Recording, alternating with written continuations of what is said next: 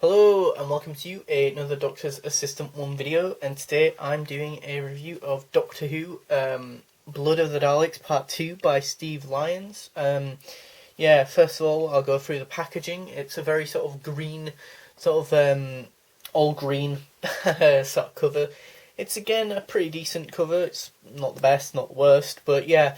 You've also got the banner again as a motif of the 8th Doctor Adventure series. McGann there in his sort of 1996 TV movie costume somewhat, and then Lucy Miller over there. Dalek, and then I think that's Martez, I think. Doctor Who, the Blood of the Daleks and all that. Big Finish in the little corner there. And then on the inside you've got the pamphlet of Who's Who, going over the Doctor, Lucy Miller, and the Headhunter, as well as a very, very green time vortex this time round. Removing that, you just have like every other monthly range release with McGann and whatnot, sort of saying if you like this, go get them. On the inside of the booklet, you've also got some stuff from Hayley Atwell, Lucy Miller, Sheridan Smith, and one of the directors, I think, about the story and about what they thought. And then also a little poster of the Dalek spaceship, which is nice. On the spine, it's just got Doctor Who, Blood of the Daleks 2, Big Finish, and then a picture of McGann on the spine there, very faintly. So yeah, what did I think of Blood of the Daleks Part 2? It's it's Part 1 and Part 2, the sort of story overall, it's very sort of remembrance of the Daleks, victory of the Daleks-ish, revolution of the Daleks, the newest one with Jodie. And whether or not you like those sorts of stories depends on whether or not you'll like this. Also, before I forget, Hayley Atwell, I thought it was the Marvel Hayley Atwell who, as I say, is from Marvel, Agent Carter and that. I thought it was her, and yeah, it is her, if not her there, which is really weird because her hair's sort of like not all like long, and that it might be in a ponytail for all I know. But yeah, very strange. Very, very different sort of voice. She's basically unrecognisable almost, in my opinion, until I opened the pamphlet and then I saw a picture of her and I was like, whoa, that's Hayley Atwell from, as I say, Marvel and whatnot, like a big, I think she's American sort of actress, so very strange to listen to her in this, because yeah, I didn't realise it was her. I thought it might be, but then I was like, nah, they wouldn't be able to have got such a big name Hollywood actress, although this was back in 2006, so, yeah, there's that.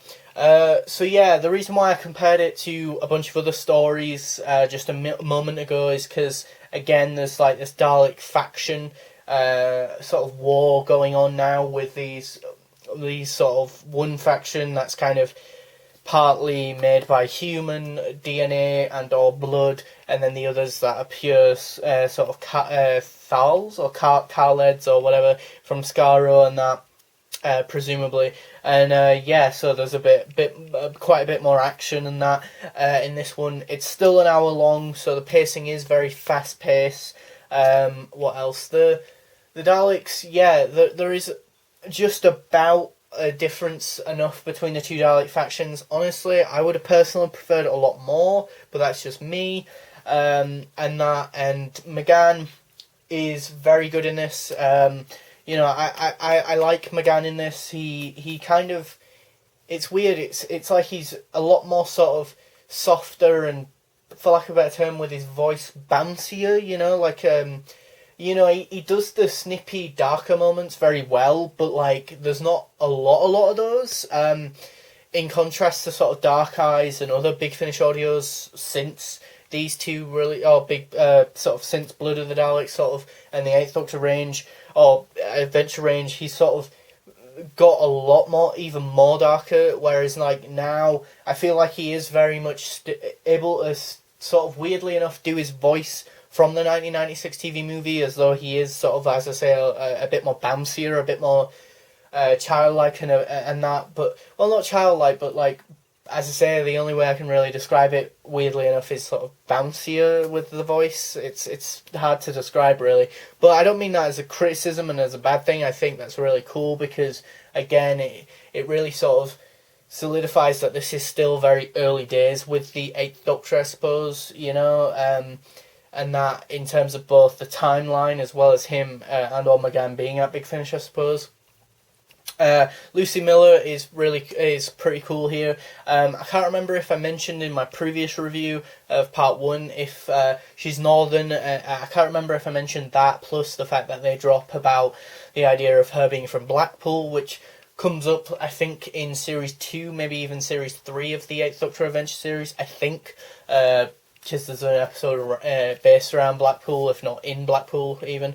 And yeah, the sort of world building is still sort of there with Red Rocket Rising, and then some other characters here and there pop up and that, or were from the first part, and then continue on into this and that.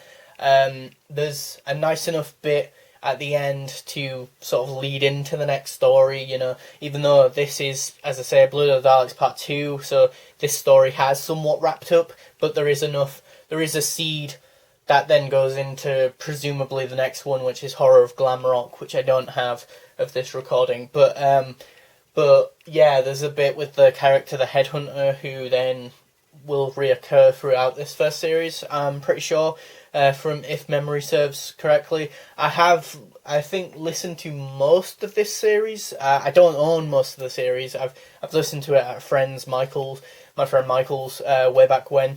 As I say, it feels like years and years ago. But yeah, or like a lifetime ago that we did that. But yeah, as I say, we got pretty far with those, and just maybe not the last two-parter with the Cybermen. But as I say, like the Headhunter, I think pops up a few more times later on in that. So it is really nice that they're introduced here. There's more stuff about the Time Lords and the Doctor's relationship with the Time Lords, or how he views the Time Lords. There's a bit of like morality, like here, a little bit of like, oh, but if you destroy these Daleks, then you're no better than the actual Daleks. And then he obviously references Genesis of the Daleks, being like, oh, but I had a choice once a long time ago, and I didn't make the right choice then. I've got the opportunity to do that now. Which is quite interesting now with the whole sort of, you know, War Doctor sort of thing, and then Eccleston and all that future knowledge / baggage, you know, retroactively you can almost, put a lot more sort of emphasis on that as a listener and a fan, even though Steve Lyons only really touches on that very briefly and very subtly, which I like, because it doesn't detract from the episode. It just adds another sort of, like, for lack of a better term, paint stroke to the painting overall, as it were. I think I'd give this one a 8 out of 10. It still retains some of the humour as well. Maybe forgot to say in part 1 that there is quite a bit of humour here and there. And Lucy Miller and the Eighth Doctor are very snippy with each other, which I quite like, because the part 1 starts with the Doctor, as I say, just being in the TARDIS, and as I said before in that review, just being in the TARDIS, and she kind of gets thrusted upon him. Kind of think the Runaway Bride almost. Think that sort of story and how that worked out. But as I say, the Time Lords and that, and there's a bit more sort of mystery and an overall arc, overarching plot / story arc as well. Like the 8th Doctor Adventure series is very sort of, for lack of a better term, more new Doctor Who sort of form in terms of the format, you know, with the hour-long storytelling and the pacing, the hour-long story because of the pacing and that, and then also the story arc and that. So yeah, I'd give Blood of the Daleks Part 2 a 8 out of 10. Thanks for watching. Please do comment, rate, and subscribe.